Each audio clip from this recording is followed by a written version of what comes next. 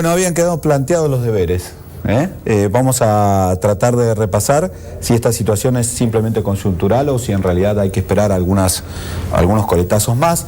Simplemente a modo de ejemplo, el gráfico que ustedes tienen en pantalla es la cotización que tiene uno de los bonos argentinos, el que está participando del canje, de la reapertura del canje, es el bono de descuento, el bono discount en pesos. Lo que está mostrando es el efecto de la crisis y trajimos este gráfico porque, bueno, si uno saca la semana anterior, parece que hemos retornado al nivel precedente. Y la pregunta que me dispara esto es, ¿la crisis pasó?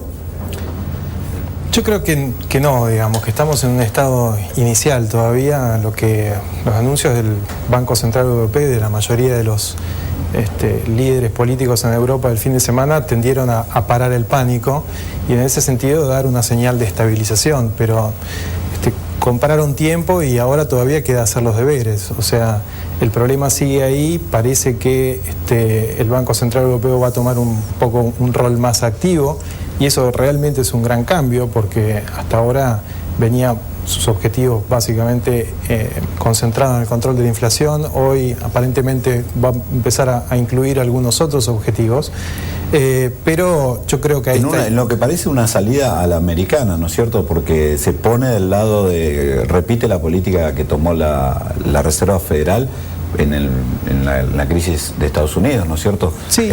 Fuerte emisión, asegurar la compra de deuda de los países y emitir. Sí, fíjate que en la comparación con la crisis americana hay una diferencia que para mí es muy importante y que está en el centro del asunto, y es que la crisis americana empieza con una crisis bancaria que después se traduce en una crisis fiscal. Correcto. Mientras que en el caso de Europa empezamos a tener muchas dudas respecto de la solvencia fiscal de algunos de los países, y creo que lo que correctamente está haciendo el Banco Central Europeo es tratar de prevenir de que esa crisis fiscal que están enfrentando algunos de los países, sobre todo en la periferia de Europa, se traduzca en una crisis bancaria.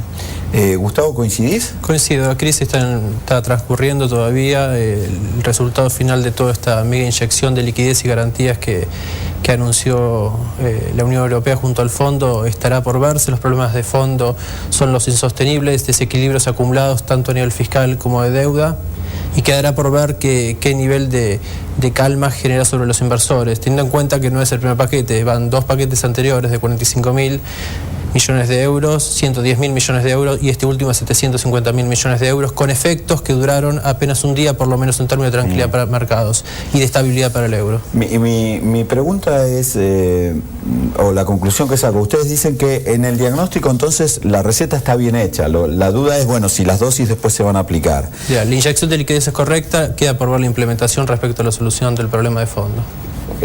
También mencionaba José eso, y te pregunto, ¿cuál es el problema de fondo? Solucionar los fuertes desequilibrios acumulados en términos fiscales y de deuda, producto de la inyección de recursos en una crisis anterior. Expliquémosle al televidente, porque José decía, la crisis de Estados Unidos, y si querés lo contestás vos, fue básicamente bancaria, empezó como una crisis bancaria, no fue fiscal, la de Europa es fiscal. Sin embargo, los números de Estados Unidos fiscalmente no eran muy sostenibles, pero estaban financiados porque son el país más seguro del mundo. ¿Esa es la diferencia? Yo creo que hay dos diferencias. Sí, esa es una de ellas y es la más importante. Estados Unidos cuenta con una moneda de reserva que es demandada a nivel mundial y ante una crisis, en realidad no parte de un problema de deuda tan grave. El ratio de deuda producto de Estados Unidos antes de la crisis estaba alrededor del 45%. No es una cosa, digamos, muy dramática, sí por el volumen que tiene, pero no en relación a su Producto Bruto. Y a partir de ahí el rescate, sobre todo de muchas entidades financieras y el programa de inyección de demanda a través de gasto público, empieza a comprometer un poco la dinámica a futuro. Pero la verdad es que cuando uno mira qué es lo que hizo la Fed al respecto, introdujo medidas completamente excepcionales que sobre todo a nivel monetario ya están completamente retiradas. En cambio, en el caso de Europa es distinto porque el problema empieza siendo fiscal, el mercado de capitales en Europa es mucho más chico, los bancos tienen muchísimo más exposición al riesgo soberano que lo tienen en Estados Unidos. Y por otra parte, Europa no es una sola cosa. Europa tiene su centro por un lado y la periferia por otro. Y la pregunta es cómo se van a repartir los costos que hoy de alguna manera están siendo vistos en la periferia. Y ahí básicamente hay tres alternativas, digamos. La primera, que es la que se ensayó con el primer paquete, y es decir, Grecia tiene que hacer un ambiciosísimo plan de ajuste fiscal.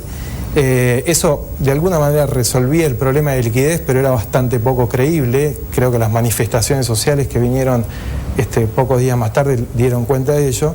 Lo segundo es, uno puede pensar a través de un poco más de inflación, sobre todo un poco más de inflación en el centro que en la periferia. Y el tercer camino es la reestructuración de la deuda, o sea, que los tenedores de bonos paguen una parte del exceso que se cometió antes. Yo no descarto que, hoy no está sobre la mesa eso, pero no descarto que eso sea algo de lo que se vaya a hablar una vez que esté más o menos estabilizado los riesgos para el sistema bancario. Un mix de esas tres posibilidades. Gustavo, ahí me genera una inquietud lo que estamos hablando, y es con la referencia a la crisis subprime, ¿sí? En aquel momento él hablaba del dólar como moneda de reserva. Y en aquel momento algunos dudaban de que podía sostenerse como moneda de reserva. ¿Te parece que esta crisis del euro, por llamarla de alguna manera, sepulta esa discusión?